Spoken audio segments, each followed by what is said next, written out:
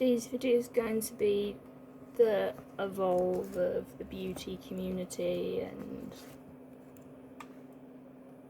I was inspired to talk about this by like Smokey Glow did a video, Raw Beauty Christie also did a video, and Smokey Glow also did a video about being TikTok replacing YouTube, so thought I'd kind of give my own take. Not that I will say as much about TikTok, because I definitely don't use TikTok. Definitely did not jump on the bandwagon. Quick disclaimer, this video I'm going to try and talk about as much as possible. This topic is obviously quite a broad topic, so I'm going to try and cover everything, but I probably won't cover everything.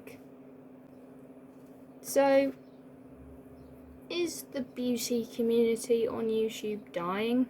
There's so much that could be said about this. Like, some people would say, is it dying, is it not dying? Some would say it is dying, some would say it's not. So if you want to know my takes on whether I think it's dying or not, then keep on watching this video. The first beauty YouTube tutorial was done in 2006. Might not have been the first one, but that's generally what I saw on Google. And it was on the 30th of March 2006. And it was uploaded by a woman called Andrea Nelson. It was unclear if beauty videos were a thing before that video. Following on from that, 23rd of November, Sandy Gold uploaded a 10-minute makeup routine video.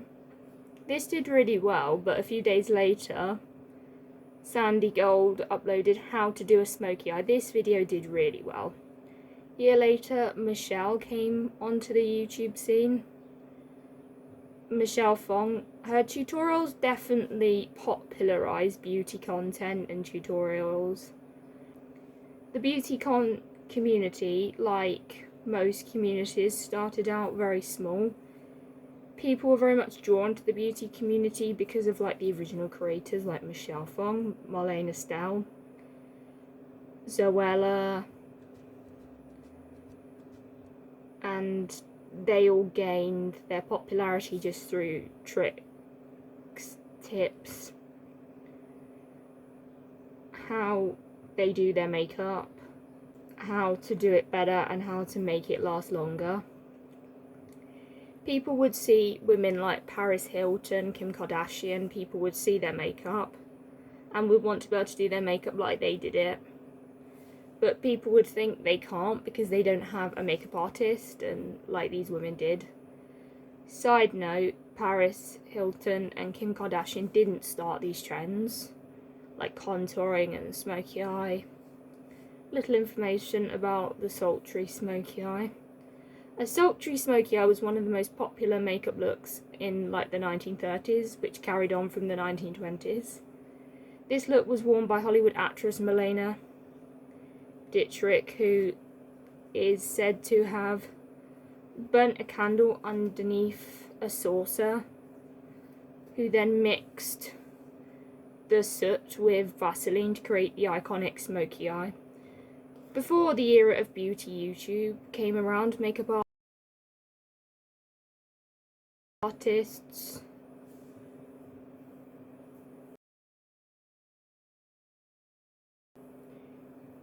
so that's like a little bit of information about where the smoky eye came from.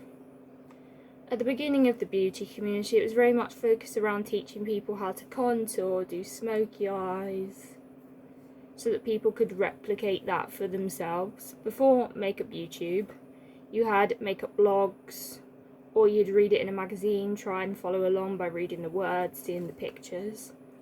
The first wave of beauty influencers got millions of views. Beauty YouTube became some of the most subscribed to YouTube content on this channel, and what people really liked was the videos were clear, easy to follow.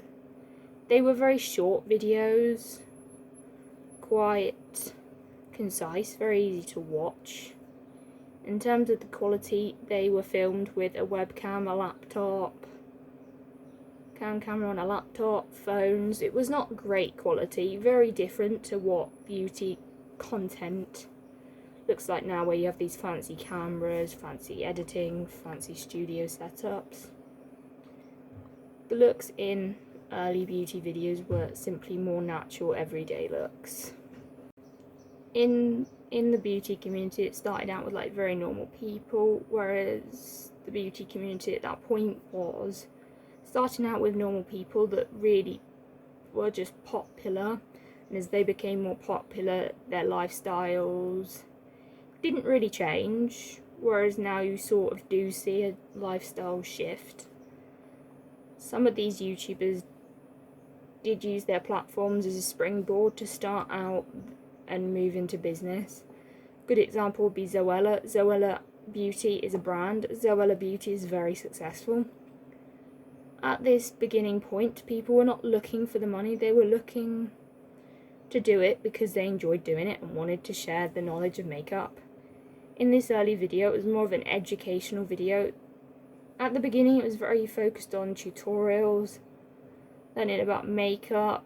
It was not about product reviews and what to buy. It was a case of you can use these techniques and you can create this look with any of the products you have. It was not like nowadays where you watch makeup videos and where you see someone's personality and it's more product reviews. Also, YouTube at that point was not so focused around a genre as it is now on YouTube. Like, YouTube nowadays is very focused on genre. You didn't necessarily watch someone for the genre at that point. You watched them because you liked the video they posted, you liked their personality, whereas nowadays you watch people for specific genres. This was like the first lot of beauty influencers. Now we're going to move into like the second lot of beauty influencers. This is where we see you get Graveyard Girl, Jaclyn Hill, Jackie Aina. The tutorials at this point started to get a little bit more advanced than they had been. You also get to know more about these creators than you had before. Like, there was no personality in these original beauty videos as such. It's more just like an educational video. At this point, people's subscriber counts grew kind of very quickly. At this point, the beauty community was still very small. This was the point where beauty creators realised they could make money and how they could do that. This was the point of sponsorships, affiliate codes, brand collaborations, creators having their own brands, all these ways you could make money. People would try and sell products from brands that they had an affiliate code with, because that was a way they could make money. It became less talking about the makeup and how to do it, and more sort of product reviews, how you can push your code, how to keep the fame and the success rolling. I think go for it. If it makes you money, just be honest about it. I don't even think influencers making money ruined the beauty community. I think it was the drama that mostly sort of ruined the beauty community. Like, an influencer sort of making money over honest product reviews was another thing, but it was more the drama than that necessarily. 2014 to 2018, people watched product reviews, people wanted to know what to buy. The makeup bubble was going to burst because there was only so much makeup you could buy. I have a video on like anti-hauls, the makeup bubble. Smokey Go's also done one on that, so is Raw Beauty Christy, and I just kind of added my take. So I will link all videos down below. Also, during the pandemic, people wore less makeup because being at home, wearing masks. So people bought less makeup. During 2014 to 2018 was the time of the affiliate code, makeup sponsorships, PR, affiliate codes. Now you have a lot more beauty channels doing more and more sponsorships. This was a point where brands did do too many releases rather than fewer good quality releases. It was about quantity at this point rather than quality necessarily. Brands kept doing this instead of thinking, slow down on the launches, make them better quality and make it so that people want to buy them. Also, we get into people not trusting influencers' reviews because people would think they have a code. How likely is it going to be genuine? Not very likely. Also, we got more into like lazy launches, making people less inclined to buy. YouTube definitely glorified the beauty room, displaying makeup, aesthetic launches. It was a combination of definitely brands and beauty YouTube drama. People got bored of the drama and they had too much makeup. These influencers, Laura Lee, Patrick Starr, Manny MUA, Jaclyn Hill, they're still successful, but not to the level they were 2014, 15, 16, 17, 18. Now we're going to move on to talk about more of the drama in the beauty community.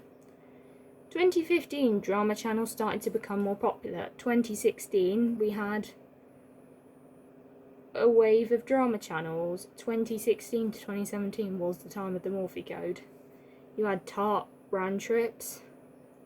This was what the beauty community was like. You had people doing collabs with makeup brands like Nikkie Tutorials and the Too Faced collab. You had beauty creators coming out with their own brands like Jaclyn Hill Cosmetics, Laura Lee Los Angeles, Manny MUA with Luna Beauty, Jeffree Star Cosmetics. The drama started to get boring. Like, you had Dramageddon 1, which was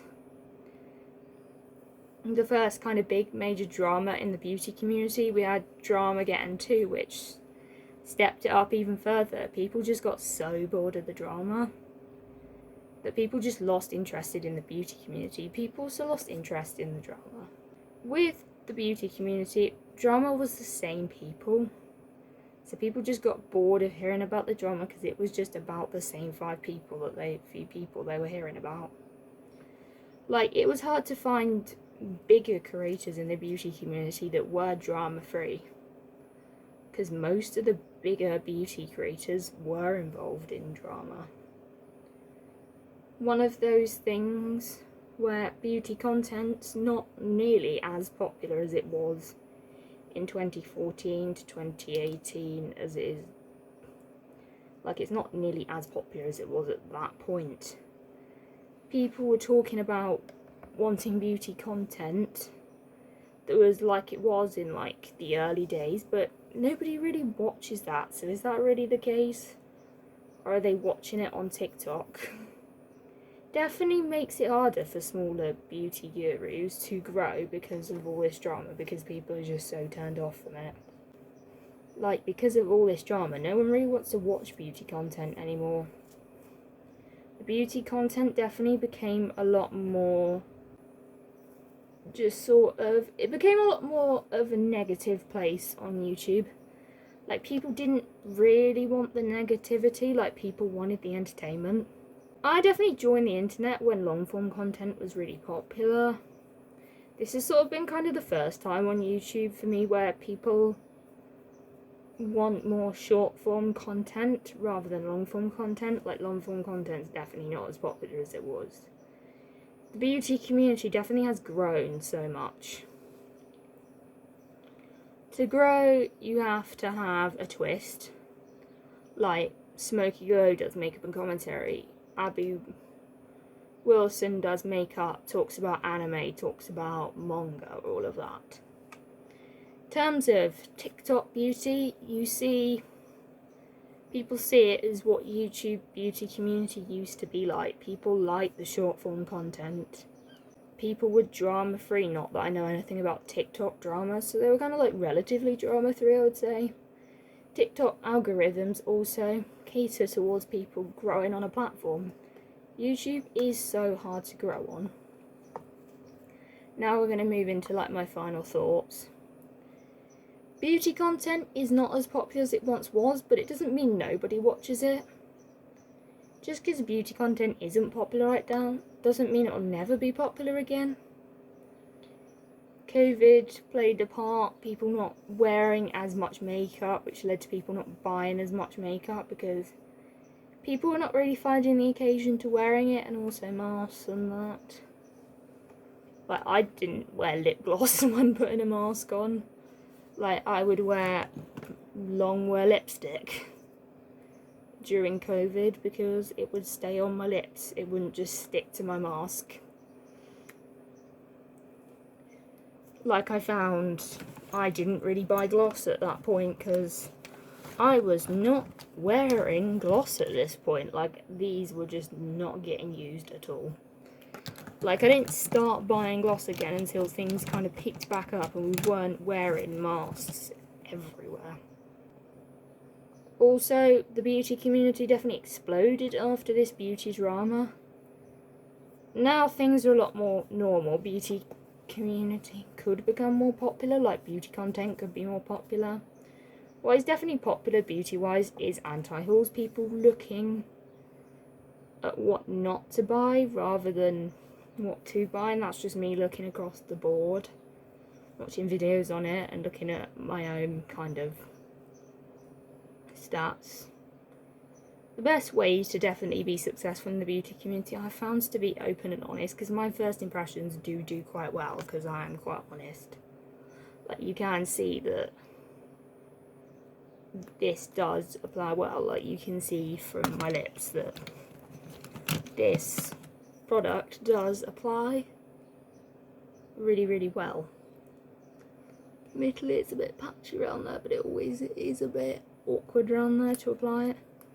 But you can see that my lips look relatively good with this. Also, like, make interesting content. Like, being honest is definitely the best policy in the beauty community. TikTok beauty content definitely has become popular. The beauty community has also evolved over these years. YouTube has changed. And I have got a video on YouTube feeling lackluster and stale. I will link that down below too. The beauty community is definitely not dying, but it is like the most dramatic space, I find. Doing first impressions, it being honest, will help a lot, and people do watch it if it's honest. But people also do want short form content over long form content, but that doesn't mean people won't ever want long form content again. Like, it goes through waves, like long, short, long, short, long. We're at the short form stage. Like, we just had the long form content stage and we're now back to the short form content stage, so that's my take. Hope you found any of this helpful. Hope it was a good video. Hope you've enjoyed. Don't forget to like, comment, subscribe, and I will see you in another video. Link to all my social medias will be down below, along with all the videos will be linked down below. So don't forget to like, comment, subscribe to this channel, subscribe to my second channel, Extra Slick Jumped Over the Lazy Dog. Follow me on Twitter, Slick Jumped Over the Tear Maker. Follow my new Instagram on the -gaming-fox. So, bye.